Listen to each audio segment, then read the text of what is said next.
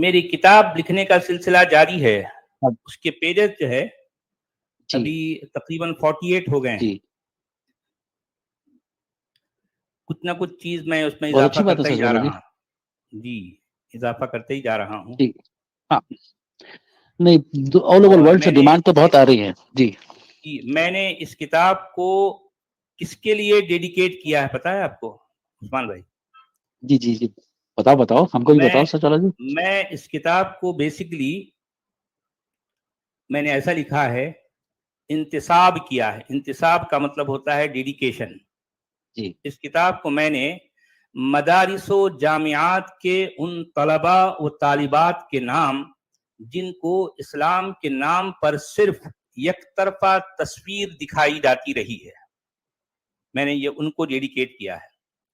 یعنی وہ جو ہے میل اینڈ فیمیل اسٹوڈنٹس جو اسکول اور کالجز کے ہوتے ہیں یا یونیورسٹیز کے جو ہے وہ اسٹوڈنٹس جن کو اب تک اسلام کے بارے میں ون سائیڈڈ بات ہی بتائی جاتی رہی ہے.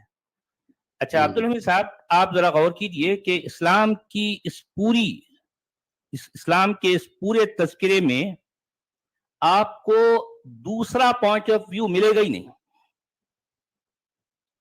آپ سوچئے وہ کیوں؟ اس کی وجہ یہ ہے کہ جنہوں نے اسلام کی تاریخ کو لکھا ہے یا لکھوایا ہے وہ ایمپرر تھے، وہ فاتح تھے. ٹھیک ہے؟ تو جو حاکم ہوتے ہیں، جو فاتح ہوتے ہیں، وہ لوگ جب تاریخ لکھواتے ہیں ظاہر بات ہے وہ تاریخ اپنی من مرضی کی لکھوائیں گے نا. بیسیکلی اسلام کا معاملہ بھی اسی طرح سے ہے. جس زمانے میں جن لوگوں نے یا جن کی نگرانی میں اسلام کی تاریخ لکھوائی گئی ظاہر بات ہے وہ سارے فاتح تھے، انہی کو عباسی کہا جاتا ہے. اسلام کی موجودہ تاریخ جس کو لے کر پوری دنیا میں اسلام کے بارے میں جو بھی شدھ بدھ یا جانکاری ہے وہ ساری کی ساری باتیں جڑتی ہیں کس سے؟ تاریخ جن کو ابن ہشام کہا گیا ہے، السیرۃ النبویہ لابن ہشام. اس کے علاوہ ہمارے پاس کوئی پیرلل، کوئی دوسرا پوائنٹ آف ویو ہے ہی نہیں. جو بھی بات ہمیں پہنچ رہی ہے فاتحین کی طرف سے پہنچ رہی ہے. اب آپ اندازہ لگائیں کہ فاتحین کی طرف سے جو بات ہم تک پہنچے گی، جو ایمپرر ہیں، تو آپ کیا ان پر یقین کرو گے؟ ظاہر بات ہے انہوں نے تاریخ اپنی مرضی کی، جو ان کے ہت میں تھا، جو ان کے فائدے کی بات تھی، جن میں ان کے اغراض و مقاصد جو ہے جڑے ہوئے تھے، ان باتوں کو تو جو ہے دنیا کے سامنے پیش کیا نا. تو اسلام کی وہ تاریخ جن کو لے کر ساری دنیا میں مانا یا منوایا جاتا ہے وہ ساری کی ساری باتیں ون سائیڈڈ ہیں، پیورلی ون سائیڈڈ.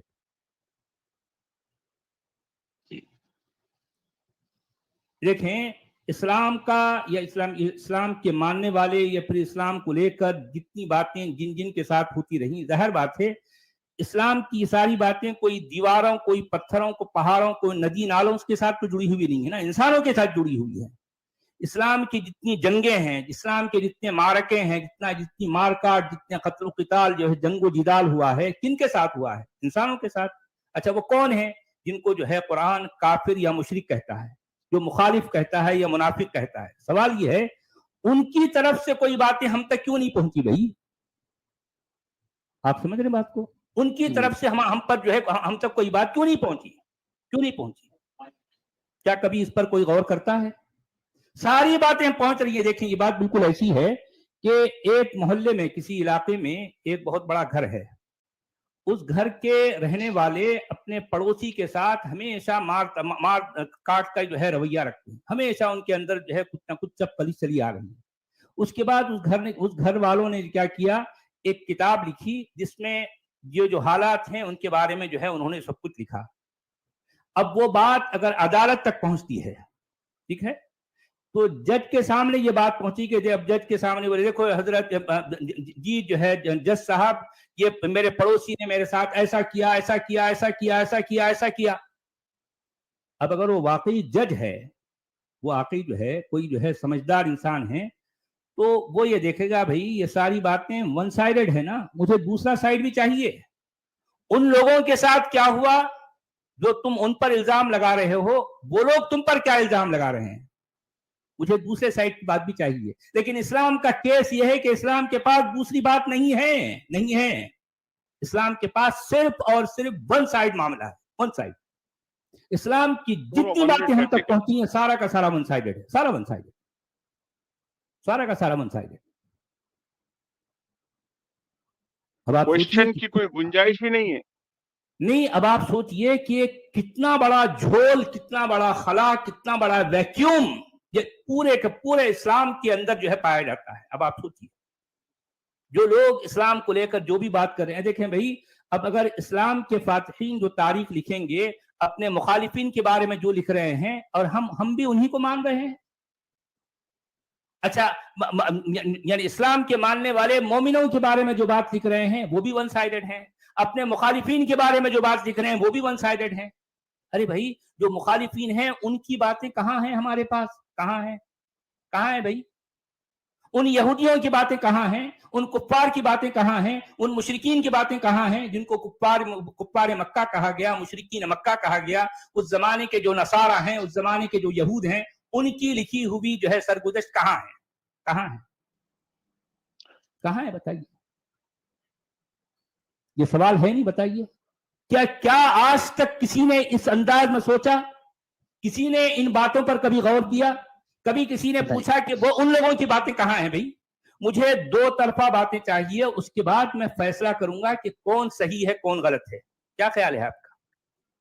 बिल्कुल सही क्या उस्मान भाई? जी, बिल्कुल सही। अदर साइड वाली नहीं, बल्कि इन्हीं की लिखी हुई, रसूल की लिखी हुई, अबू बकर की लिखी हुई, उमर की लिखी हुई, माविया की लिखी हुई, अली की लिखी हुई बातें कहाँ हैं? कुछ भी नहीं है।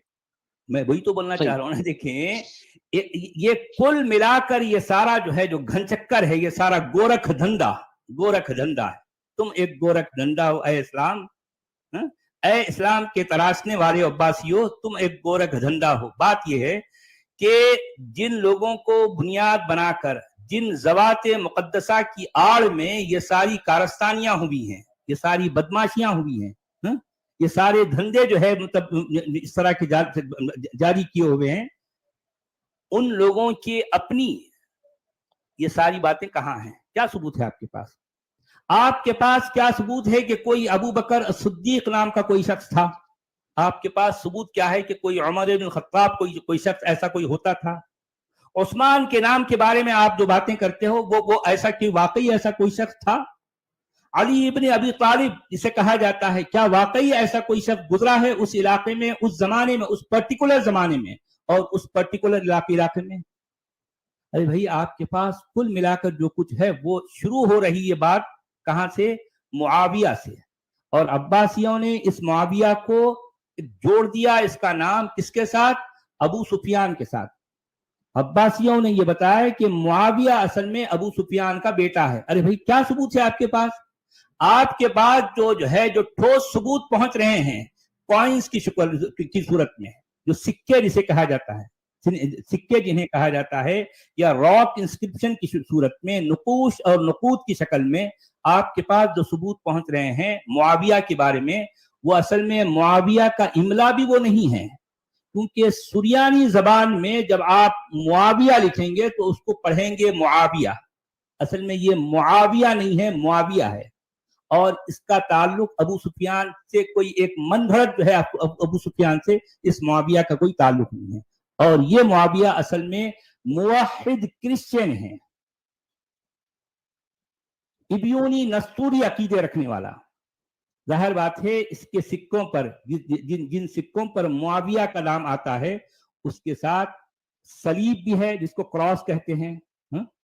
और जाहिर बात है ये वो शख्स है जो जिसके सिक्कों में ला इलाहा इल्लल्लाहु वहदहु आता है।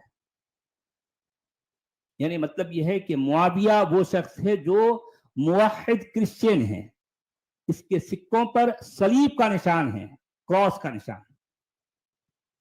और मुआविया से पहले कौन है? जाहिर बात है अब्बासियों ने जिस तारीख को घड़ा है, इनकी मनगढ़ंत तारीख के मुताबिक मुआविया से पहले अली हैं, उससे पहले उस्मान हैं, उससे पहले अबू बकर, उससे पहले उमर हैं, उससे पहले ابو بکر ہیں، اور ابو بکر سے پہلے جس کو جو ہے محمد کہا جاتا ہے. یہ سارا کا سارا معاملہ ڈارک میں ہے، ٹوٹل ڈارک، ٹوٹل ڈارک میں. معاویہ سے پہلے آپ کے پاس کوئی ثبوت نہیں ہے، ٹوٹل ڈارک ہے. آپ کے پاس شروعات ہو رہی ہے معلومات کی معاویہ سے لے کر آگے کی طرف، بس.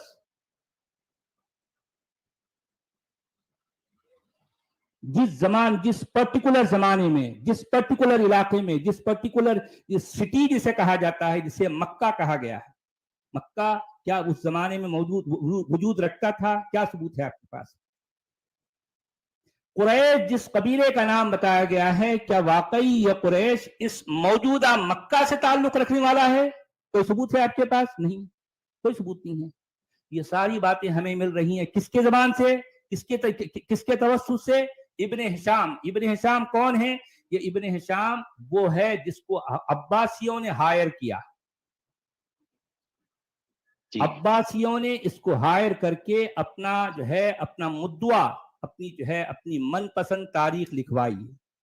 عباسی جس کو ابن ہشام کہا جاتا ہے وہ اصل میں افسانہ نویس ہے، وہ ملتبس ہے، وہ مزور ہے، وہ جو ہے اپنے خیالات، اپنی جو ہے سوچ کو ایک افسانہ کی شکل دے کر دنیا کے سامنے پیش کرنے والا. اور آج دنیا سمجھ رہی ہے کہ یہ اسلام کی تاریخ ہے. سوچنے کی بات ہے. کیسے کیسے جھوٹ ہم سے بولے اور بلوائے گئے، ہم سے منوائے گئے، اور ہم جو ہے مانتے چلے آ رہے ہیں، صرف مانتے آ رہے ہیں. ہمارا کام سوچنا ہے ہی نہیں. میں سمجھتا ہوں کہ مان لینا ایک انسان کی جو ہے کی توہین ہے. مان لینا انسان کی توہین ہے. انسان کا کمال یہ ہے کہ وہ جاننے لگے. اگر آپ واقعی کمال والے ہو تو آپ کو جاننا چاہیے.